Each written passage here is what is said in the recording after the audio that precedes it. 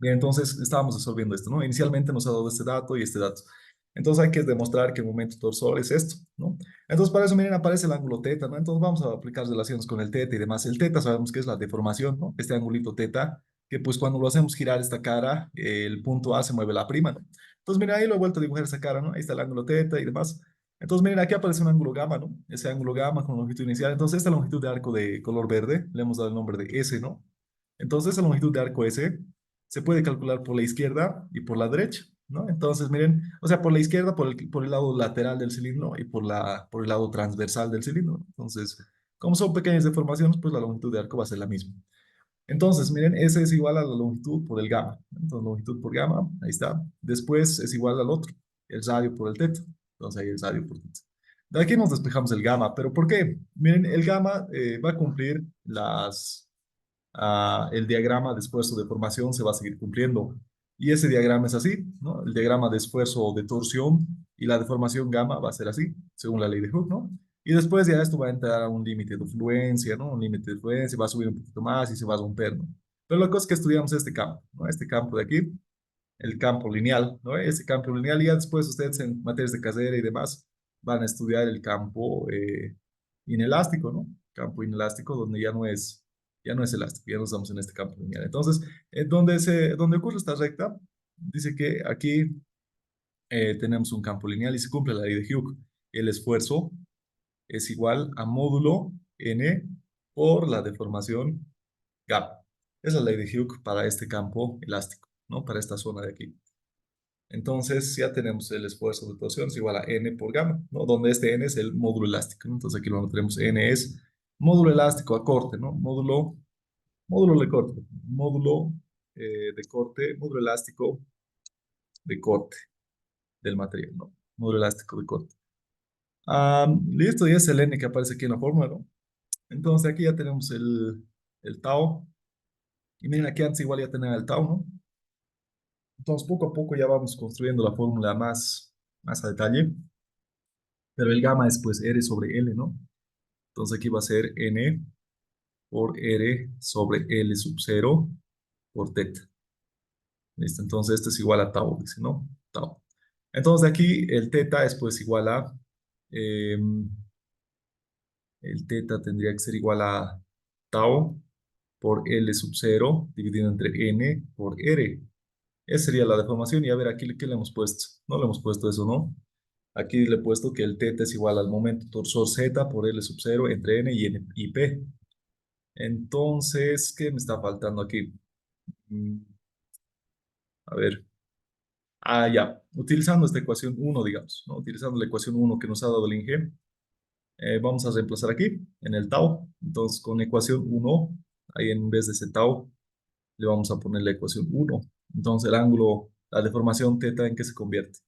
En Z por R por L inicial dividido entre, ¿no? A ver, Z, R y P, ¿no? Y P por N por R, ¿no?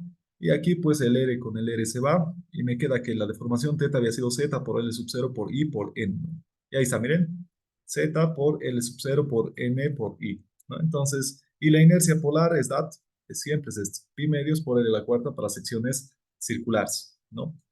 Entonces, ya está. En vez de la inercia ponemos esto, ¿no? Reemplazamos ahí.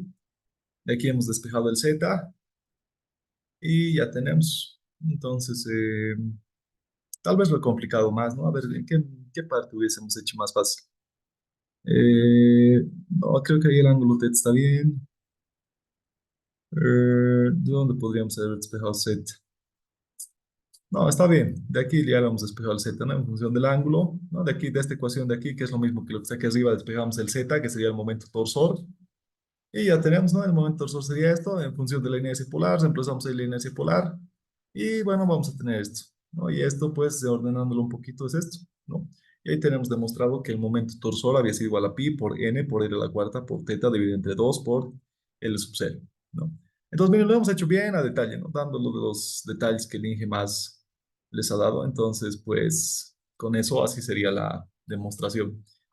Entonces, así sería la demostración bien formal, ¿no? Pero hay otra forma de demostrar. Entonces, si alguien está bien bien dominando pues las integrales, entonces, y las coordenadas polares. Entonces también se puede demostrar por integrales y por coordenadas polares, ¿no? Que pues no es muy complicado, pero tal vez no están dominando mucho. Entonces, de poder se puede.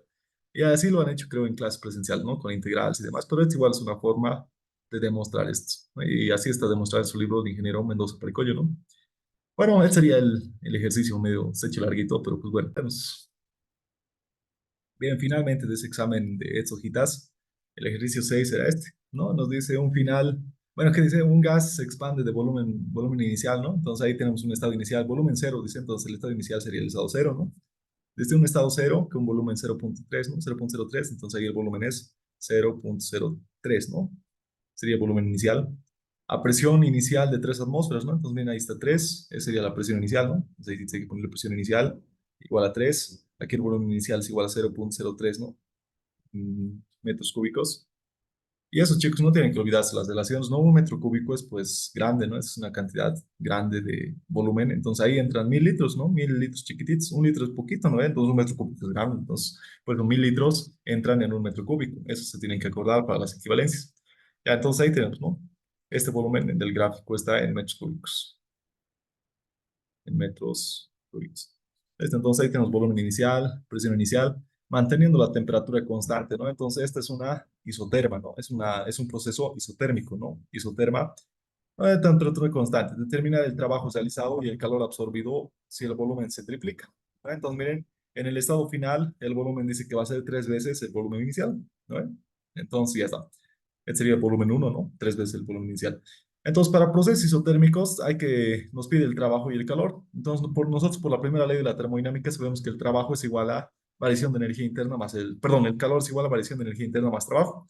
Pero como es un proceso isotérmico, la variación de energía interna vale cero, ¿no? Entonces, el calor es igual al trabajo. Y el trabajo es igual a esto, ¿no? Esta formulita se lo saca de formulario.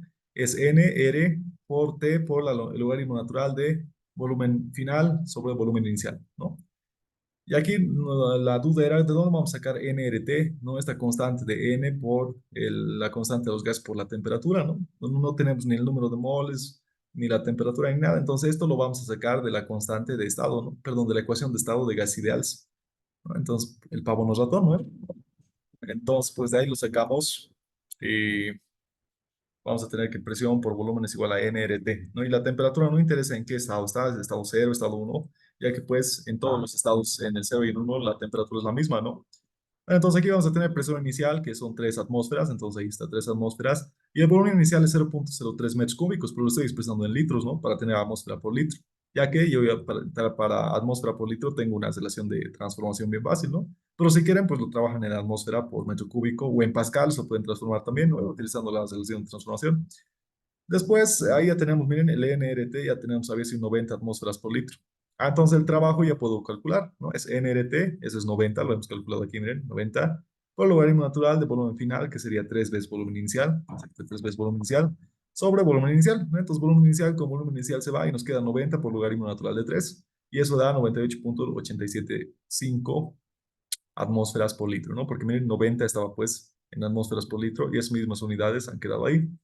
Listo, entonces el calor es igual al trabajo y es igual a esto. Y esa sería la solución, ¿no? Pero pues para expresarlo esto en el sistema internacional podemos hacer la transformación. Sabemos que una atmósfera por litro equivale a 24,2 por 4,186 julios, ¿no? Entonces multiplicamos esto por 24,2 y además por 1,486 y tenemos que el calor es igual al trabajo y es igual a 10.016,17 julios, ¿no? Entonces... Bueno, este era el ejercicio y lo hemos hecho igual hace tiempo, ¿no? Pero pues pasa a pasar igual, puede que entre, ¿no? Entonces, hasta ahí otro. Bien, entonces, aquí ya tenía algunos apuntes, ¿no? En este ejercicio a ver, lo podemos intentar. Nos dice un recipiente aislante. Esto no sé por qué nos da el dato de aislante, ¿no? Habría que preguntar, tal vez es un recipiente que no permite el proceso, la transferencia de calor con el entorno, ¿no? Entonces habría que verlo esto, puede ser un proceso adiabático y demás. Pero al final no había sido necesario en este ejercicio, miren. Dice, nos da datos, ¿no? Los datos dice que son la masa del agua, que son 2 kilogramos, 2 kilogramos El calor específico del agua, no nos dice a presión constante, a volumen constante, nada, entonces no sabemos si es proceso isobárico, isocórico, ¿no? Entonces, el calor específico del agua nomás, calor específico del agua.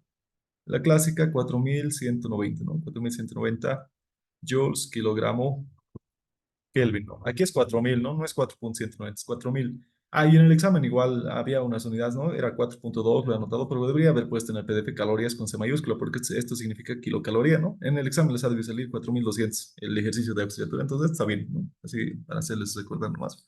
Ya, pero bueno, continuemos. Aquí es 4190.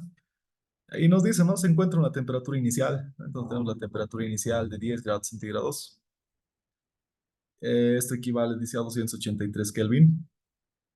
Determinar la variación de entropía, ¿no? Entonces, la variación de entropía, bueno, es una propiedad más de la termodinámica, ¿no? Cuando nosotros tenemos ciclos termodinámicos, un poquito de teoría, digamos, ¿qué tal si tenemos un ciclo termodinámico y lo conectamos con pequeñas isotermas y con procesos pequeñitos adiabáticos, así toditos con isotermas y con adiabáticos, así chiquititos, chiquititos, tenemos pues que la variación del calor lo podemos interpretar con la temperatura, o sea, podemos calcular el diferencial de calor con respecto a la temperatura y la variación de estas mm, jets variables, o sea, su variación de estos en relación de división, se llama la variación de entropía. Y pues bueno, la fórmula es esta, ¿no? La variación de entropía es igual a la integral del diferencial de calor sobre la temperatura. Entonces, la variación de entropía. Y pues bueno, ya pueden ser para procesos termodinámicos, isotérmicos, isobáricos y demás, pero en este ejercicio no es necesario saber el proceso, ¿no? Entonces, es la formulita y con esto se resuelve. Entonces, tenemos la temperatura inicial y se calienta hasta una temperatura final de 100 grados, 100 grados centígrados y esto equivale a 373 Kelvin. Eso estaba bien, no, no me convence. A ver, esto sería 10 más 273 Kelvin, ¿no? Ahí está 283. Y aquí sí está bien, ¿no? Ya.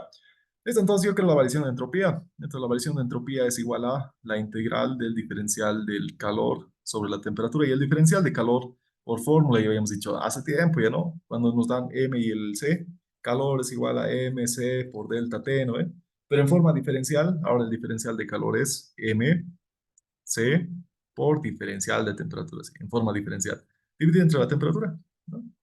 Listo, y ahora las constantes. La masa es constante, el calor específico es constante, ¿no? Entonces sale la variación de entropía sería igual a, estamos grabando, ¿no?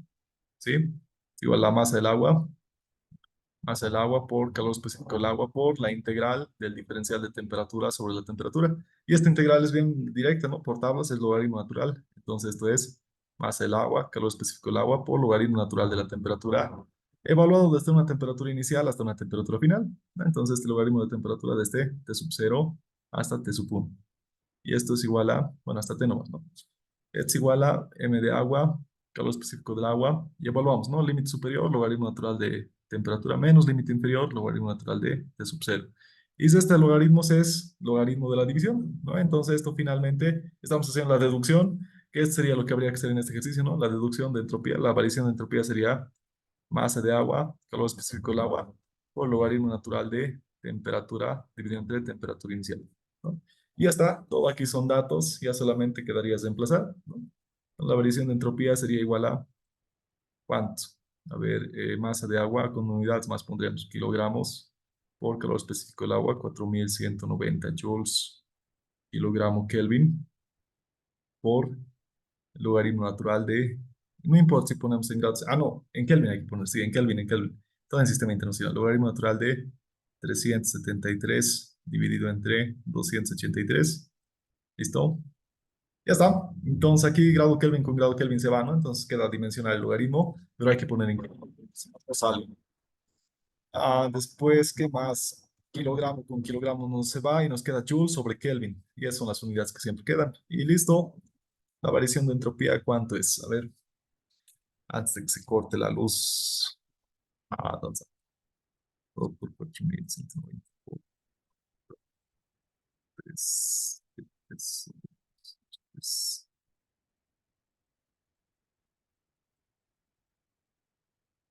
23.000, bueno, 2313.98 joules Kelvin.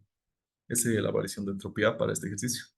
Esta es la respuesta, ¿no? Entonces aquí hemos hecho la deducción de la fórmula de paso para este tipo de ejercicios. Entonces, si quieren lo meten a su formulario, ¿no?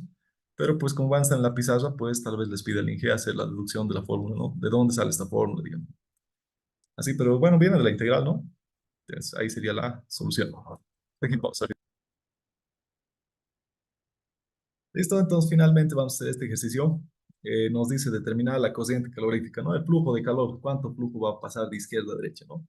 Ahora va a ser el flujo. Entonces, pues, bueno, hay varias formas, ¿no? Vamos a comenzar primero con la forma que el Inge les había enseñado, ¿no? Haciendo primero en paralelo, luego en serie, ¿no? Él lo ha separado. Entonces, nosotros tenemos aquí una en paralelo, ¿no? Una en paralelo. Vamos a ver si te lo voy a volver transparente.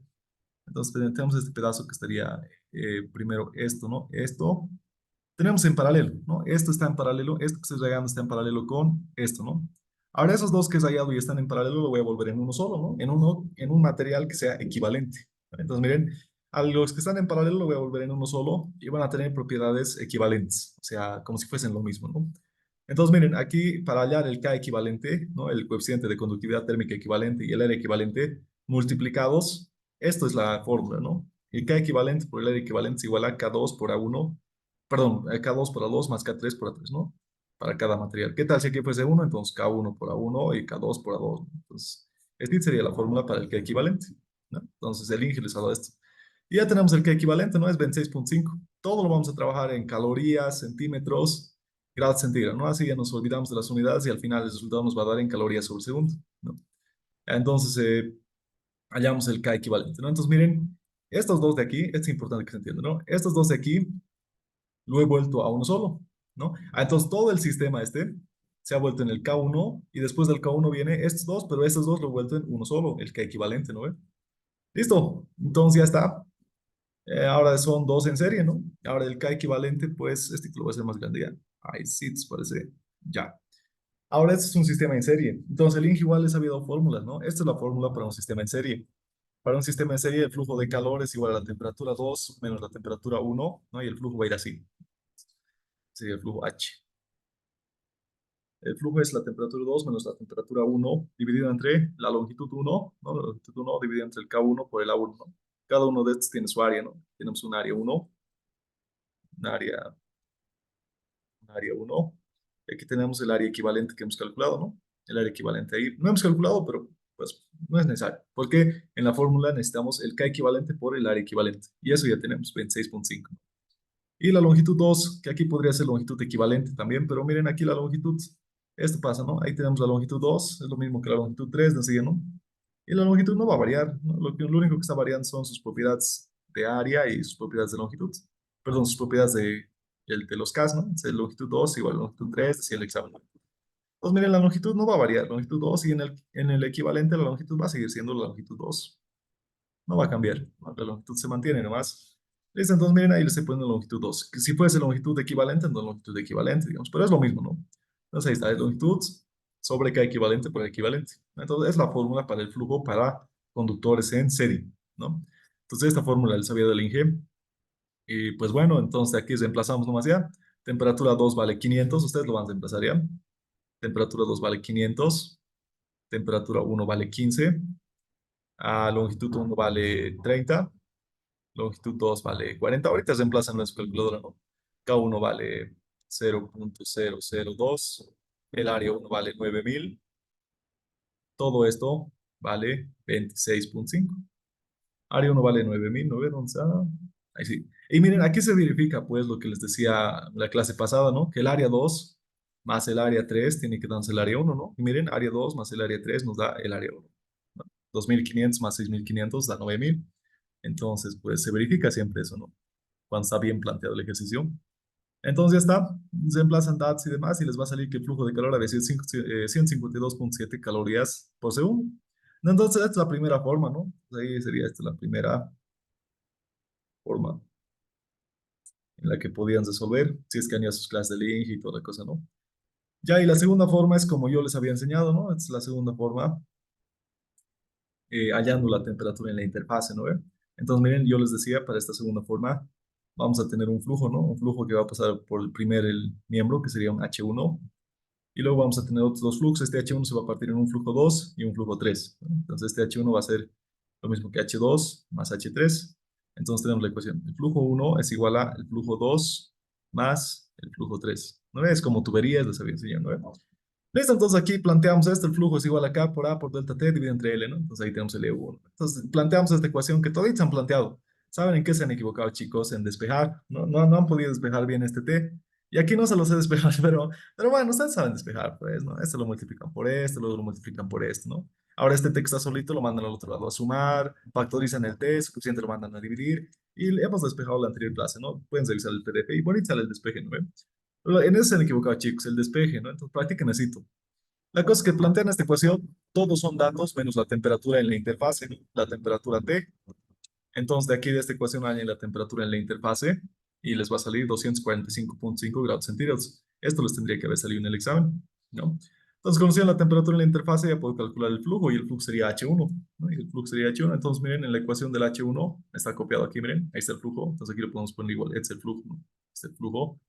Entonces ya reemplazamos en la ecuación del H1, ¿no? Ahí reemplazamos T, 245,5, T2 vale 300, ¿no? ¿Cuánto vale? 500. 500 vale, ¿no? Ese reemplazado bien. A ver un cachito. Creo que 300 le he puesto. No, 500, está bien. Entonces está bien. Y T2 vale 500. Área uno vale 9000, K1 vale 0,002, longitud uno vale 30 o 40, ¿no? Entonces, reemplazar datos nomás ya es. Y listo, ya tenemos el flujo que sale 152,7 calorías sobre segundo también. Y es lo mismo que ha salido antes. Miren, ahí.